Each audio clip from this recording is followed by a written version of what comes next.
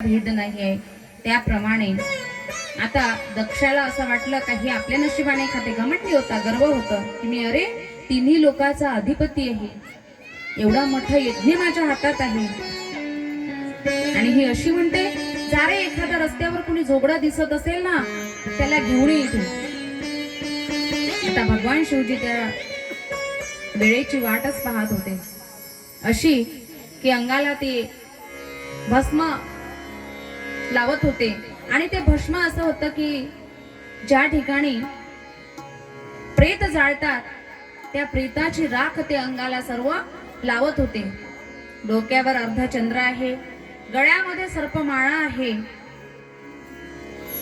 पक्षस्थळावर मुंडमाळा आहे आणि अशा प्रकारे व्याघ्रांबर परिधान केलेला आहे। असे आमचे शिवजी, भगवान शिवजी आणलं पकडून।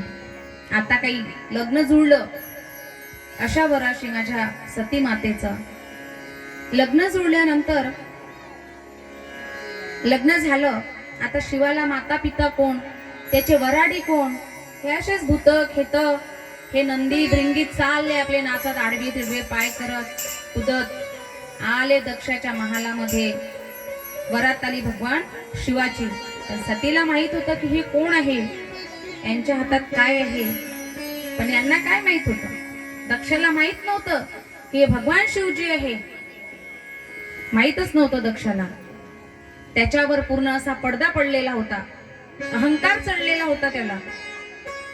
अहंकाराचा वारा न लागो राजसा, माझिया विष्णुदासा भाविकासी, नामा म्हणे तया असावे कल्याण, ज्या मुखी निदान पांडुरंग। पांडुरंग ध्यानी पांडुरंग म्हणे, म्हणजे कुठेही पांडुरंगच असं ध्यान करणारे भगवान शिव आले। पाहिल्यानंतर दक्ष पाहते त्याचा अवतार, लग्न झालं, अरे राहायला घर नाही, राहायला घर नाहीये, अशा अवस्थेत सुद्धा भगवान शिवाचं लग्न झालं सतीशी। विवाह संपन्न पडला, पार पडला आणि कैलास पर्वतावर वरात आली। नंदीवर शिव पार्वती बसले आणि कैलास पर्वतावर आले। आल्यानंतर वाटलं की आता नवी नवरी घरी जर आली तर थोडंफार घर तर राहायला हवं, माझं एकट्याचं जीवन होतं ते संपलं, पण आता घरी वधू आली, थोडस काहीतरी आपल्याला चांगलं, म्हणून भगवान शिवाने विश्वकर्माला आज्ञा केली की इथे सुंदर असा सोन्याचा महाल तयार कर।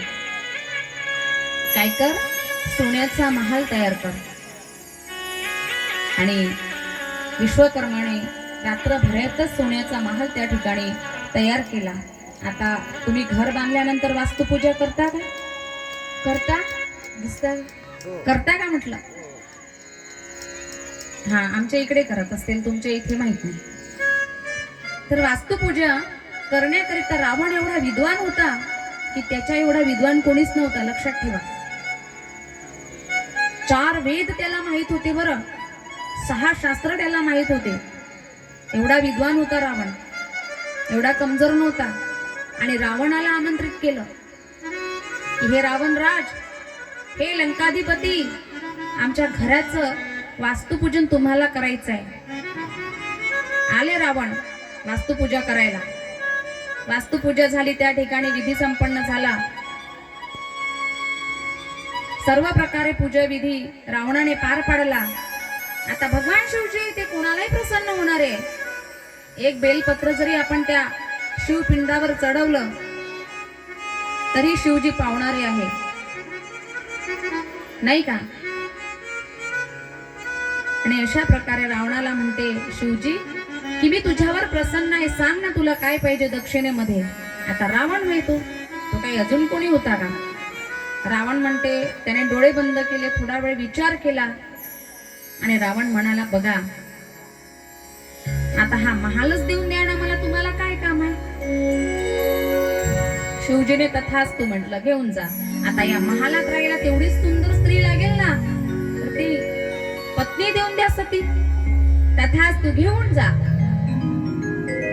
रावणाने तो महाल हातामध्ये घेतला, हनुमानाने जसा द्रोणागिरी पर्वत हातामध्ये घेऊन लक्ष्मणाची शक्ती लागली होती त्यावेळेस त्या जडीबुटीचा उपयोग करण्याकरिता तो द्रोणगिरी पर्वत हातावर उचलून आणला. त्याचप्रमाणे रावणाने सुद्धा भगवान शिवाचं घर हातावर घेतलं आणि त्यामध्ये सती मातेला घेतलं आणि निघाले लंकेच्या दिशेने.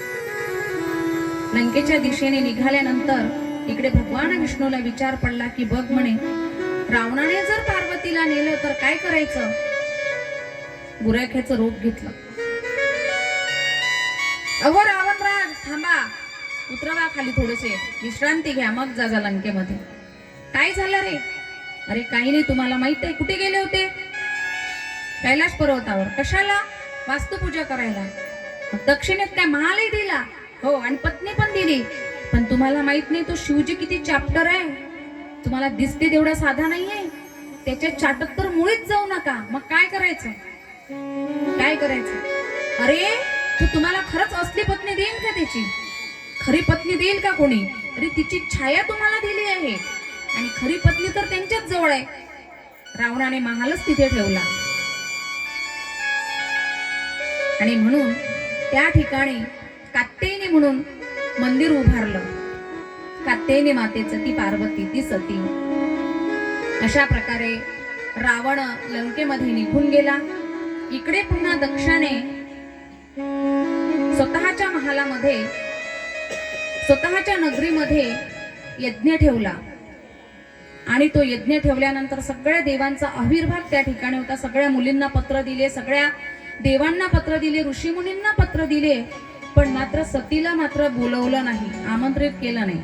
मुलगीच होती ती, पण तिला काही बोलवलं नाही. आता तुम्हाला माहितच आहे, नारद महर्षी आलेच त्या ठिकाणी. नारद महर्षीला सती माता विचारते, पुत्रा हे सगळे आकाश मार्गाने हे विमानात बसून चालले, माझ्या बहिणी चालल्या, हे सगळे ऋषी गंधर्व किन्नर सर्व देव चालले, कुठे चालले रे? तेव्हा नारद महर्षी म्हणते, माता तुम्हाला माहित नाही कुठे चालले हे? तर म्हणते नाही, मुळीच माहित नाही रे, कुठे चालले सांग ना. तर म्हणते तुमच्याच पिताजीकडे, दक्षराजकडे यज्ञ ठेवलेला आहे आणि त्या यज्ञामध्ये हे सर्वजण चाललेले आहे. तिला वाटलं, विचार केला तिने, मला का बोलवलं नसेल? होऊ शकते एवढ्या मोठ्या बहिणी आहे आम्ही, कदाचित विसरले असेल, आणि आपल्याच तर बापाच्या घरचं काम आहे, तिथे कसला मानपान पाहिजे नाही का? तिने स्वामीला विचारलं, स्वामी माझ्या पिताजीकडे यज्ञ ठेवलेला आहे, त्या यज्ञात सहभागी होण्याकरिता मी जाऊ का? तेव्हा शिवजी म्हणते, बापाच्या घरचं काम असे की काही, बिना आमंत्रणाने कुठे जाऊ नये. हा, कुठे जायचं? फक्त मंदिरात जिथे महाप्रसाद आहे तिथे बिना आमंत्रणाने गेलं तरी चालेल. पण तो स्वयंभू आहे ना यज्ञ, तो स्वतःचा आहे आणि त्यामध्ये आपल्याला आमंत्रित केलं नाही. बिना मानाने आपण कसं जायचं? तुला पटतं का बघ? शिवजीने तिला समजावलं, पण माया आहे ती.